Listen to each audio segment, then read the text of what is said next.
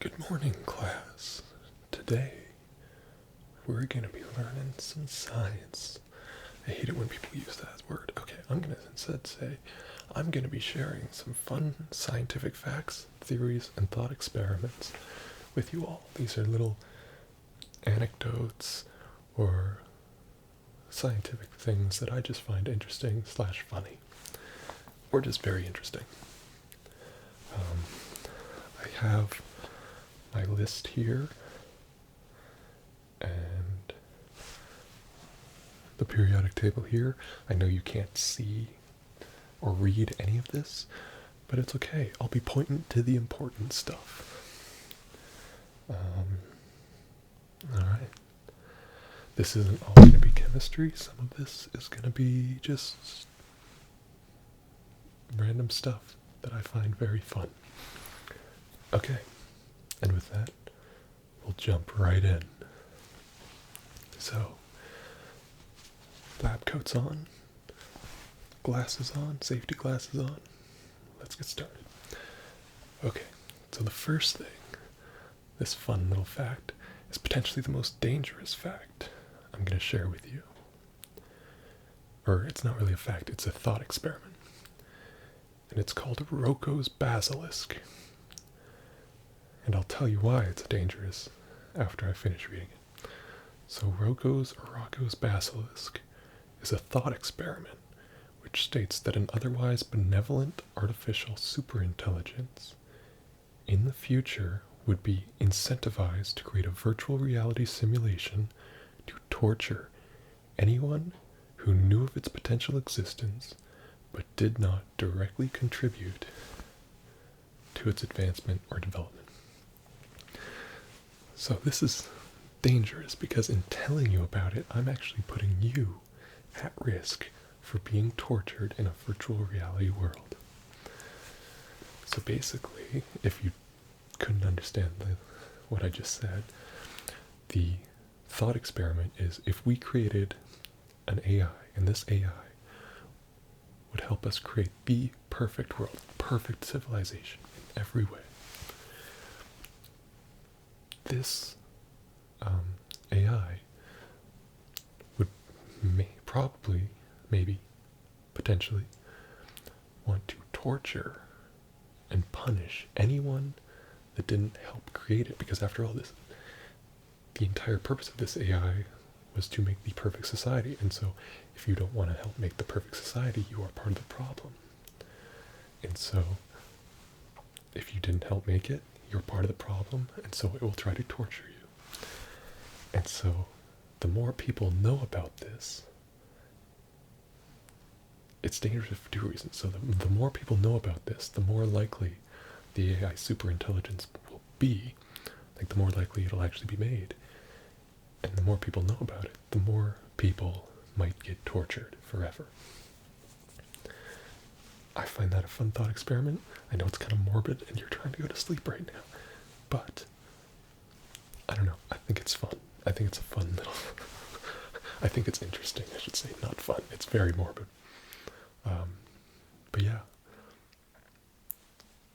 Have sweet dreams. Speaking of sweet dreams, I swear only some of these are morbid. Some of these are really cool. The first two are morbid, the rest are cool. This is potentially universe ending. So I'll read the definition, and then we'll talk about it again. Sorry. All right. In quantum field theory, a false vacuum is a hypothetical vacuum that is relatively stable, but not in the most stable state possible. It may last for a very long time in that state, but could eventually decay to a more stable state, an event known as a false vacuum decay. The most common suggestion of how such a decay might happen in our universe is called bubble nucleation. If a small region of the universe by chance reached a more stable vacuum, this bubble would spread. Now, this is potentially universe ending, because it's, I'll try to, I need my whiteboard to properly show it, but, so imagine a mountain, like a steep slope, and then imagine it goes up, and it goes down steeper this time, and then goes back up. So if the first kind of valley is here, and this is where we are, we're in a stable state, but down here in the lower energy field is the most stable state. And so if ever the energy from this state became more stable, basically the laws of physics as we know it would change and everything would fall apart.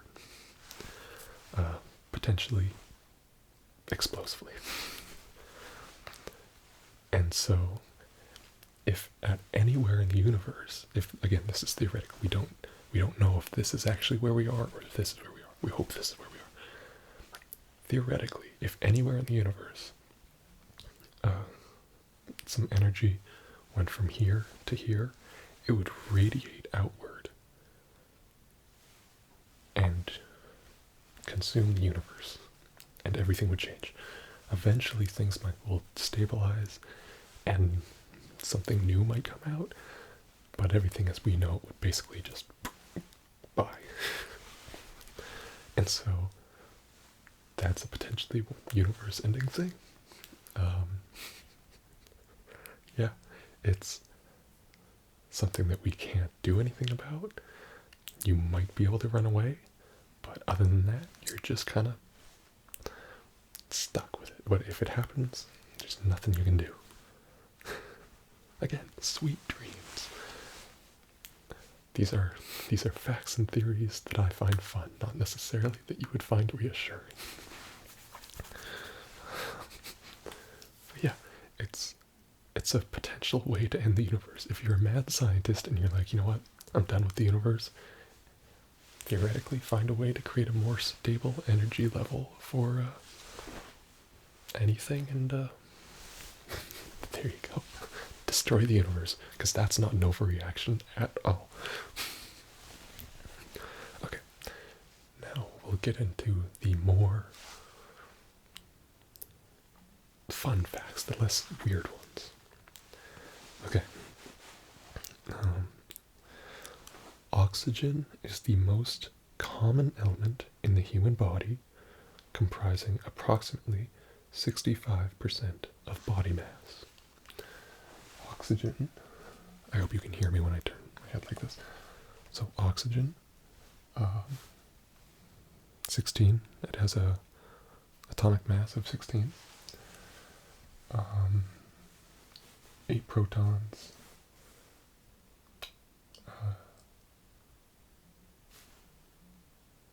Yeah, I don't really know what else. Okay, I'll read this actually. Okay, its Aufbau shorthand is 1s2, 2s2, p4. Its oxidation states is -2. Its electronegativity is 3.44. Its atomic radius is 74. Its ionic radius, in brackets -2, 140. Its electron affinity is 1.46.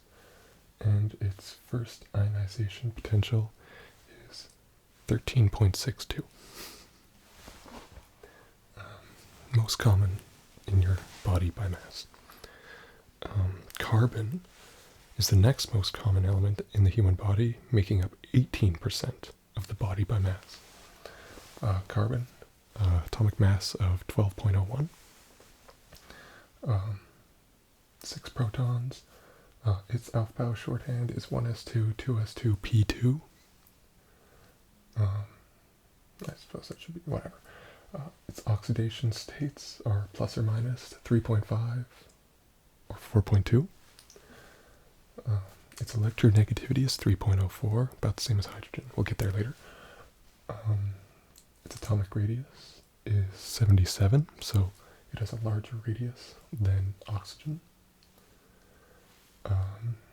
Its ionic radius is 16. Yeah, okay. Sorry, got a little confused there. When it's at +4, it's at 16. Its electron affinity is 1.26, and its first ionic potential is 11.26. I should probably tell you what these are, if you don't know.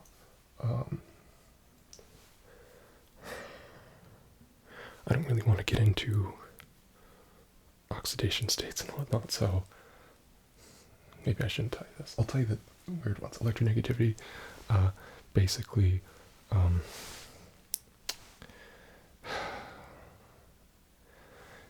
it's funny. According to Einstein, the fact I can't explain this simply means I don't know it, which is fair. Electronegativity, basically, how much it holds on to electrons. Yeah. I suppose that's also electron affinity, either way. And then first ionic potential is the amount of energy required to remove the first electron. Okay, either way. Where did I put my notes? Hydrogen is the most abundant element in the universe, about 75% of the total mass, and makes up around 10% of the human body by mass. Hydrogen, obviously, right over there. I'm going to stand over here because it's closer. Hopefully you can still hear me. If not, I'll edit the audio. One proton, one electron, hydrogen. Atomic mass of 1.008. You can't see me right now, but that should be fine. Oxidation state 1, its alpha signature is 1s1. Its atomic radius is 37. Its electronegativity is 2.2. Its ionic radius doesn't have one. Its electron affinity is 0.75. And its first ionic potential is 13.6. Okay. And we're back over here. Okay. Nitrogen composes about 3% of the body by mass. Nitrogen, 7 protons. 14.01 atomic mass units. Its alpha signature is 1s2, 2s2, p3. Its oxidation states are plus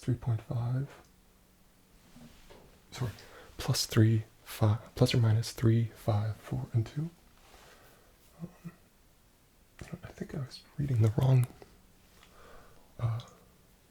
oxidation states for carbon. Whatever. Don't use this to study. If you're using this to study, why? Okay. Electronegativity is 3.04. Pretty close to oxygen. I mean, relatively, it's got a 0.4 difference, which is actually a big difference now that I'm talking about it. Just forget about it being close to oxygen. How about that? Its atomic radius is 74, same as oxygen. Its ionic radius at the +3 is 16. Its electron affinity it's an unstable anion, so and its first ionization potential is 14.53. I keep putting my notes in the wrong pocket. Okay, and then calcium is the most abundant metal in the human body at around 1.4% by mass, which is surprising because I would think it would be iron, but also calcium, obviously being in bones and teeth, it makes sense. But I figured iron would be somewhere in there. Calcium over here, 20 protons, 40.08 atomic mass. Its Aufbau shorthand is argon in brackets because argon is its closest neon gas. 4s2, and I'm not going to read all that. We've been reading all that for a while, and still. Yeah, but like 99% of the human body is just made up of like those 5. Did I say 5 or 6? I think I said 5.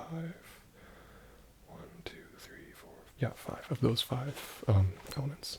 So 99% of you is just those 5 things, and then there's smaller stuff throughout, like sodium, potassium, iron, a bunch of other stuff. Sulfur is somewhere in there. But yeah, most of it is those things. Okay. Now, this is a fun biology fact. I like this one because I find it really is. We'll talk about it in a second. Okay. The Great Oxygenation Event occurred when cyanobacteria living in the oceans started producing oxygen through photosynthesis. As a result, oxygen built up in the atmosphere, anaerobic bacteria were killed, leading to the Earth's first mass extinction. I love that because it's literally just a bunch of bacteria that got too clever for their own good and almost killed the entire planet.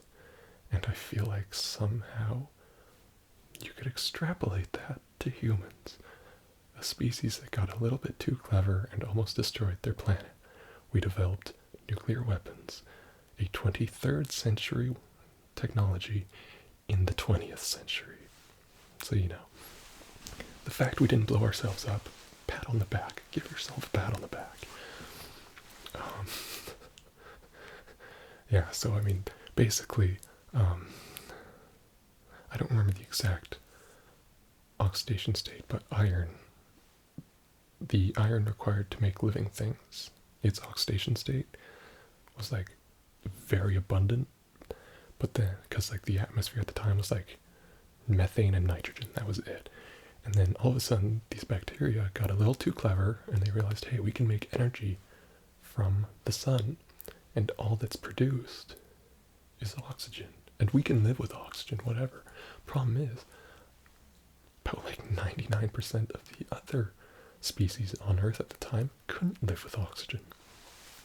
And so it's like, and so this used up all the iron, not all of it, most of the iron used for creating life, and it screwed everything up. And I find it funny that just the idea of like, you don't have to be the fittest to survive, you just have to be the one that screws over every other species. I don't know, find it kind of funny. Maybe you do too. Maybe I just have a dark sense of humor. I mean, we already knew that. Okay. I love this next one, just because the story behind it. I'll tell you the story afterwards. Okay. Brownian motion refers to the random movement displayed by small particles that are suspended in fluids. It is commonly referred to as Brownian movement. This motion is a result of the collisions of the particles with other fast-moving particles in the fluid. And I love this because, so the story, when I was taking, I think it was biophysics, the professor told us this story about the guy who is based off of Robert Brown. And so basically he had very small pollen spores that he had on water. Now there was no like currents in the water, it was perfectly stationary water. And he noticed that the pollen particles were like moving around at like seemingly random, directions and whatnot. And he's like, that's weird. So he contacts other botanists. He was a botanist, by the way, and he came up with this, with like fluid mechanics. Either way, so he was a botanist, and he gets in contact with other botanists, and he sees, hey, is this happening for you too, or is this just like, I don't know, like the airflow of the room? They do it, and they're like, yeah, no, this is happening to us too. We see it too. And he's like, okay, there's something to this. Bear in mind, the cup was no currents. It was just like a glass or a bowl or whatever of water, and the airflow wasn't affecting it. So this guy It's like, I've done it. I've discovered the life force. It's a force that is inside living beings that makes them move. And I just love that so much because it's so dumb. Like, obviously, I can say that being where we are now because we've built upon what he learned, but it's just so dumb because it's just like. So obviously the real reason was because the atoms in the water would hit the pollen particles and they would cause it to move around randomly. But I just love how dumb it is. It's just like, it's a life force. It's a thing inside all living things that makes it move. And I remember just thinking, like, man, this guy must be blown away by boats. Like, if he looks at a boat, I bet he's like, that boat's alive. Obviously, that was, like, not the case because, like I said, it was like the airflow wasn't affecting it and the water was still. But I just remember thinking, that is so dumb. But I loved it so much, and it made me laugh. Like the rest of the lecture, I couldn't pay attention because I was just laughing so much at this. And it actually kind of disturbed the guy next to me because he's like, "What are you laughing about?" And when I told him about it, he starts laughing too.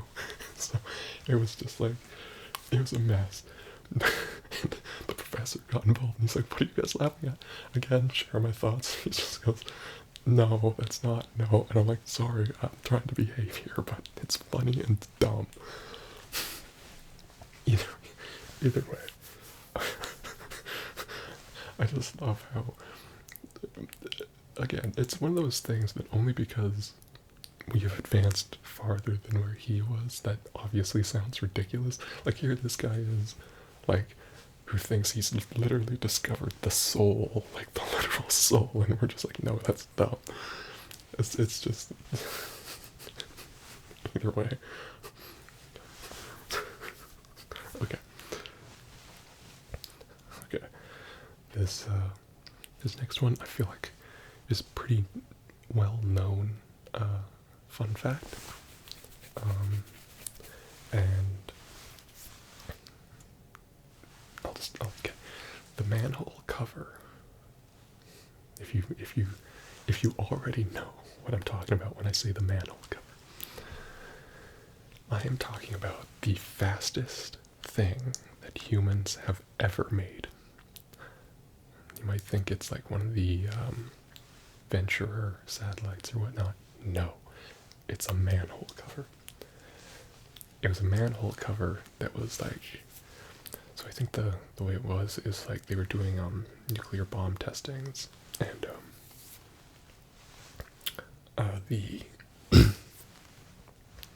so they like built a fake town with like sewers and stuff, and they dropped a nuke on it, and because of like pressure stuff, a manhole cover just went flying like incredibly fast. The manhole cover, the manhole cover is estimated to have left the ground at over 37 miles per second, coming out to a whopping speed of about 130,000 miles per hour. I don't know what that is in kilometers per hour. I should probably have converted that because imperial is ridiculous. Yeah, I said it. Imperial is ridiculous. Metric all the way. Anyways, Dr. Brownlee described the groundbreaking speed as more than 5 times the escape velocity of the planet. Escape velocity being obviously the speed you need to escape Earth's gravity. A camera was used to film the entire experiment. And this camera, it was like a high-speed camera. It recorded the nuclear test at 1 frame per millisecond. So 1 frame every 0.001 seconds, I believe. And yet, the manhole cover only showed up in 1 frame. So they were able to extrapolate that. And what I find funny about that is the manhole cover, at least we don't know for sure, but I like to think not only did it escape Earth gravity and make it into space, its speed was such that it could actually leave the solar system. And I like this because, assuming that, like, assuming that, like, gravity and other effects don't affect it too much, this manhole cover could be flying through the space between solar systems and just randomly impact a planet, and I like to think it hits like a civilized planet and it just leaves a huge crater, and they're like, are we under attack? Dude, I think we're under attack. And I find that funny. But yeah, so maybe we should use nukes to propel our spacecraft. Actually, I think there was an early prototype of rocket ships that actually did that, and I think there's a video of it.